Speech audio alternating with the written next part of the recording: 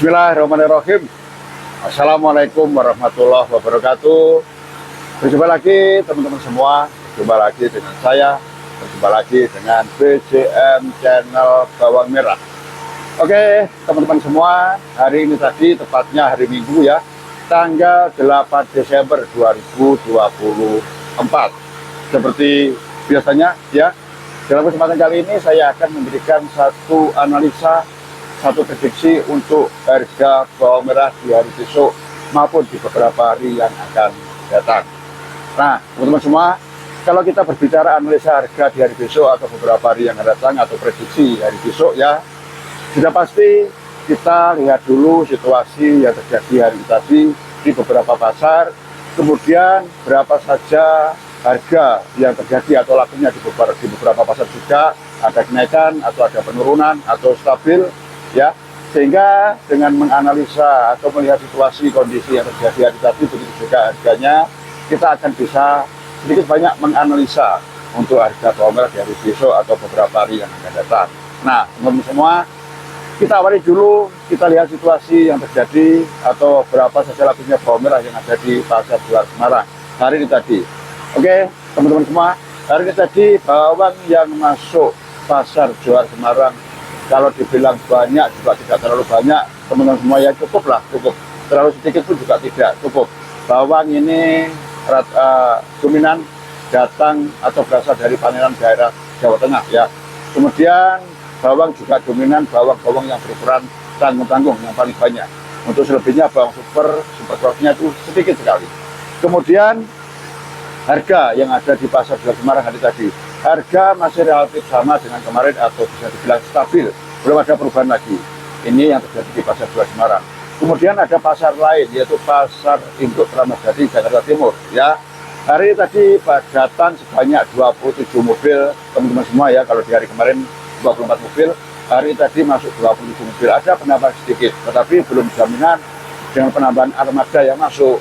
Bawang yang mereka bawa pun juga belum tentu sama, artinya bisa jadi kemarin itu bawahnya ya, yang masuk itu tiap armada itu berisi banyak, tetapi dengan hari ini tadi bertambahnya armada yang masuk, belum tentu juga bawah yang dibawa masuk ke pasar banyak, bisa jadi bawah yang dibawa ke pasar bisa jadi berkurang muatannya seperti itu. Nah, ini kadangkala bisa jadi kenapa bawang merah yang masuk ke pasar itu Kramat Jati ini sekian mobil, tetapi harganya kok naik, kan seperti itu.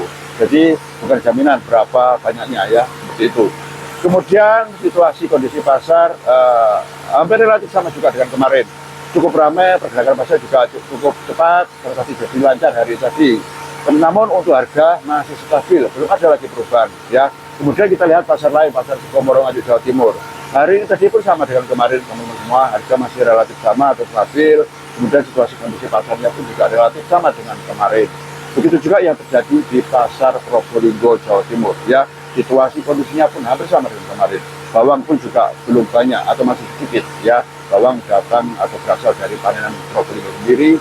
Kemudian ada datang dari daerah lain ya, yang masuk ke pasar bawang merah Probolinggo. Nah, dari situasi kondisi yang terjadi di beberapa pasar ya, kemudian dengan harga, lakunya harga hari tadi pun juga relatif sama rata-rata di hari sama dengan hari kemarin ya. Belum ada perubahan lagi yang signifikan, belum lagi ada perubahan kenaikan harga. Kemudian kita melihat bagaimana stok atau berapa banyak bawang-bawang yang ada di lahan-lahan. Oke, teman-teman semua ya. Semakin sedikitnya bawang yang masuk ya, semakin sedikitnya bawang yang masuk ke pasar, ini otomatis satu tanda bahwasanya bawang yang ada di lahan ini pun juga semakin menipis ya, semakin menipis. Nah, dengan semakin menipisnya bawang yang ada di lahan-lahan, kemudian kalau kita melihat situasi kondisi pasar yang masih stabil, semakin menipis, pasar masih stabil, kemungkinan kalau bawang yang masuk besok ini berkurang lagi atau sedikit lagi atau menipis lagi, bisa jadi harga ini ada kenaikan lagi. Ini kalau kita analisa, teman-teman ya, atau kalau kita prediksikan ya. Jadi situasi harga atau berapa besar lakunya atau berapa lakunya bawang merah ini bisa jadi tergantung berapa banyak bawang yang masuk, teman-teman ya, berapa banyak bawang yang masuk, seperti itu. Kemudian situasi kondisi pasar itu juga ikut menentukan. Nah, kalau situasi kondisi pasar stabil, teman-teman semua, Kemudian kalau ada pengurangan bawang yang masuk, ini otomatis harga akan ada kenaikan. Entah kenaikannya berapa, ya. Tetapi kemungkinan besar harga kalau situasi kondisi bawang yang ada di lahan ini semakin menipis, saya yakin harga ini akan ada kenaikan lagi. Kalau situasi kondisi pasar masih bertahan, masih stabil, ya, masih cukup ramai, pergerakan pasar juga masih cepat, saya yakin harga masih ada kenaikan lagi. Tetapi kembali lagi teman-teman semua, perlu saya pertegaskan, ya, perlu saya tegaskan, saya cuma bisa menganalisa, saya cuma bisa memprediksikan, ya.